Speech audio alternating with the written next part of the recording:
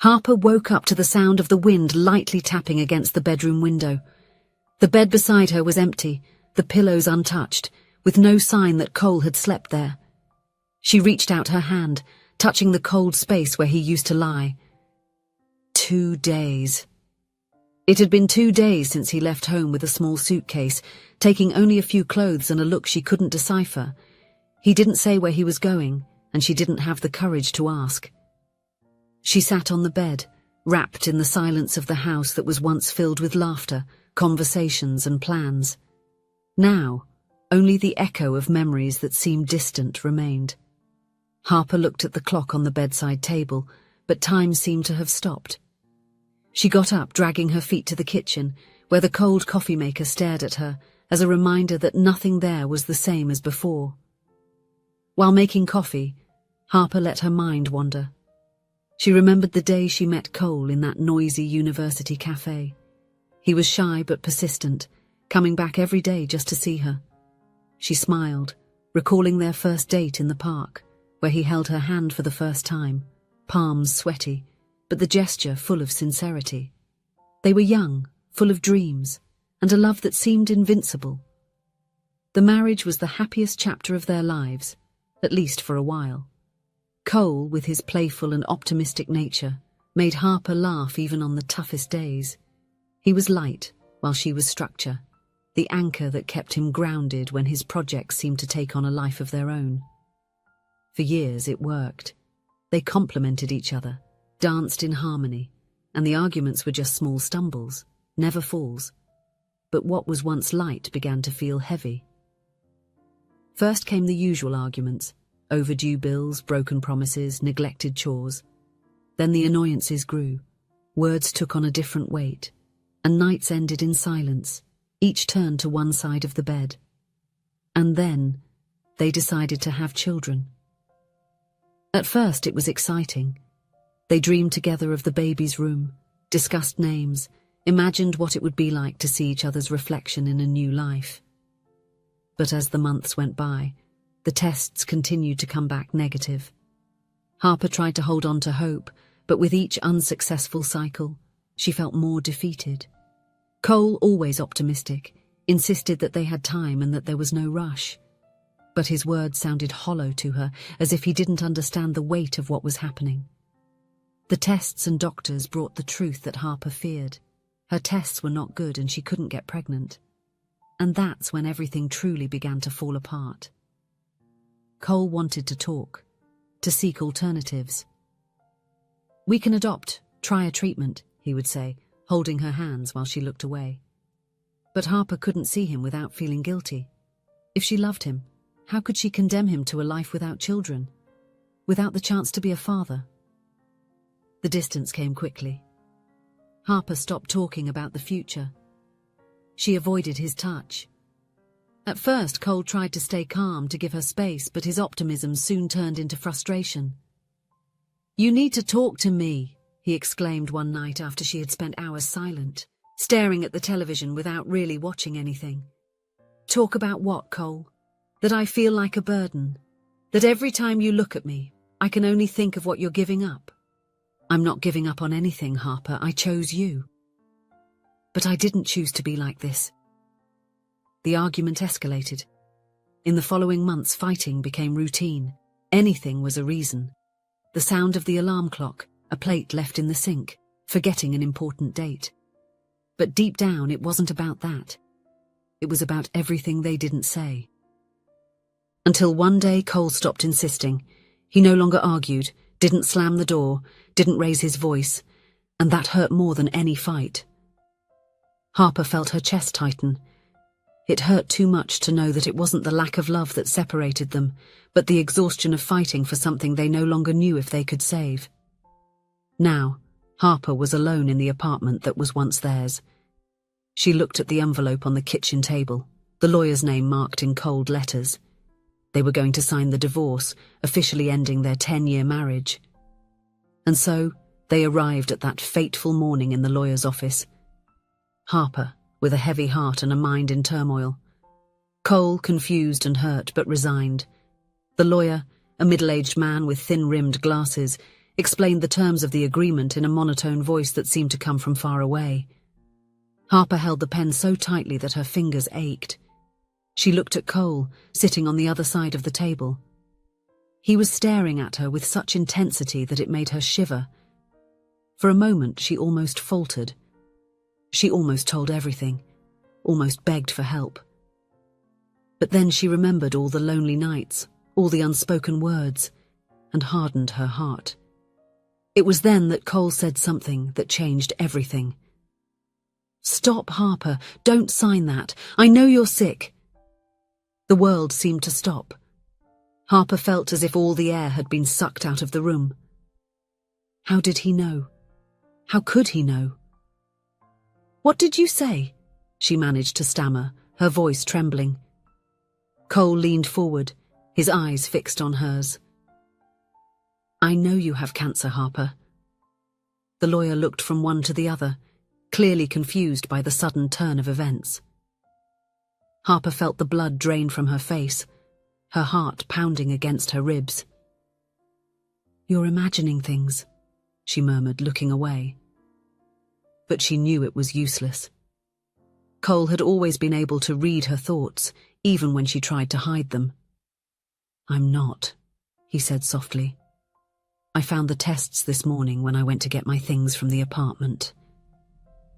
Hours earlier, Cole had gone to their apartment to gather his belongings and move on. While rummaging through a drawer, he found an envelope with the name of a medical clinic. Curious, he opened it and came across a test result: uterine cancer. The floor seemed to disappear beneath his feet.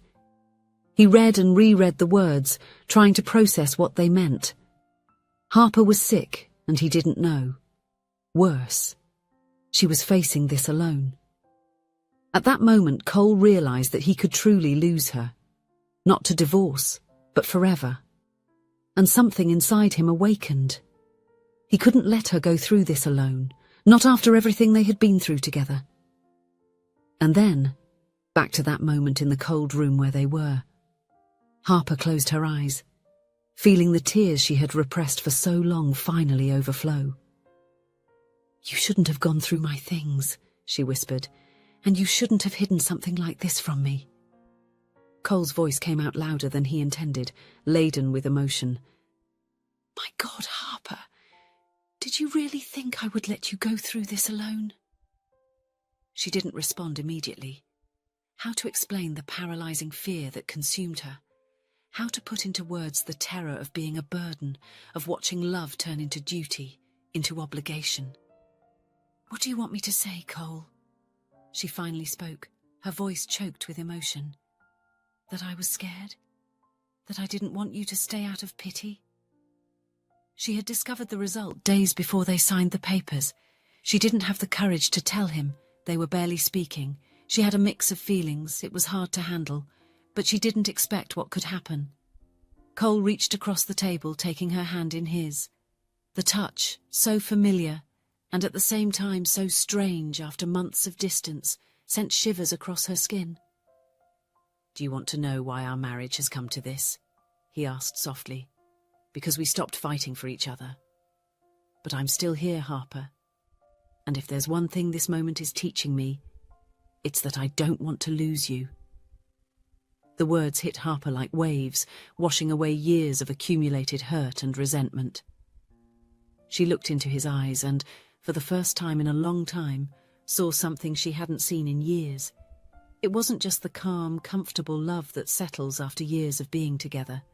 It was that intense, passionate love that faces any storm. "I'm not going anywhere," Cole said, squeezing her hand. The lawyer cleared his throat discreetly, realizing there would be no more divorce to sign that day. Harper and Cole barely noticed him. At that moment, it was just the two of them in the world. "But what if—" Harper began, her voice trembling. "What if I don't?" Cole interrupted her, placing a finger gently on her lips. "No, don't even think about it. We will face this together, one day at a time." She nodded slowly, feeling a huge weight lifted off her shoulders. It wouldn't be easy, she knew. The road ahead would be difficult and frightening, but now she was no longer alone. The lawyer, realizing his work there was finished, discreetly gathered the divorce papers and put them away in his briefcase. Harper and Cole remained seated, hands intertwined, lost in their own thoughts. It was Cole who finally broke the silence. "Shall we go home?" he asked softly. Harper hesitated for a moment. Home. The word had a new meaning now. It was not just a place, but a feeling. Safety, comfort, love. "Yes," she replied, a small smile forming on her lips. "Let's go home." They left the office hand in hand, leaving behind not only the divorce papers, but also years of misunderstandings and poor communication. The future was still uncertain, full of challenges and obstacles. But now they would face it together. In the weeks and months that followed, Harper and Cole rediscovered the love that had initially brought them together. The medical appointments, exhausting treatments, nights of fear and uncertainty, all of this brought them closer in a way they never imagined possible. Cole was there every step of the way. He held Harper's hand during chemotherapy sessions, read stories to her on nights when the pain kept her awake, and constantly reminded her of her strength and beauty, even on the toughest days. Harper, in turn, found a new appreciation for life and love. Every moment with Cole became precious, every conversation more meaningful. They began dreaming together again, making plans for the future, no matter how distant or uncertain that future might be. Almost 2 years after that day at the lawyer's office, Harper received the news they had been waiting for. Remission. The cancer had regressed, and although the road was still long, there was hope. That night, as they celebrated with a simple dinner at home, Cole surprised Harper with a velvet box. "I know we're already married," he said, opening the box to reveal a delicate diamond ring. "But I want to renew our vows. I want to promise you, once again, and with even more certainty, that I will be by your side in sickness and in health, in good times and bad." Harper, with tears in her eyes, just nodded, unable to speak. Cole slipped the ring onto her finger, sealing the promise with a gentle kiss. Months later, in an intimate ceremony in the garden of their home, the same garden where they had built so many memories together, Harper and Cole renewed their vows. Surrounded by friends and family, they promised eternal love once again.